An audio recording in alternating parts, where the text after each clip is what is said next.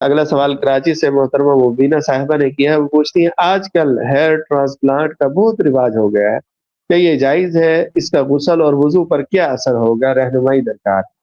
دیکھیں، جو hair transplantation کی بات ہے تو وہ تو یہ ہوتا ہے کہ جسم میں باقاعدہ بال گاڑے جاتے ہیں، سرجری کر کے تو جڑوں سمیت ان کو پیوست کیا جاتا ہے۔ تو اگر اپنے جسم کے بال وہ لگائے جاتے ہیں تو اس کی گنجائش ہے، اگر کسی کو دھوکہ دینا مقصود نہ ہو اور کسی طرح کی اور خرابی نہ ہو تو اس کی گنجائش ہے، لیکن خنزیر کے بال لگانا یا دوسرے کسی انسان کے بال لگانا جائز نہیں۔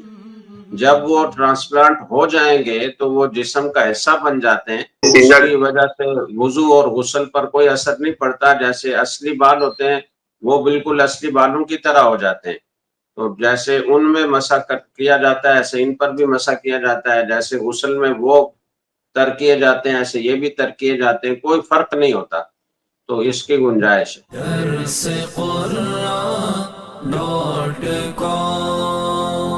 www.darsequran.com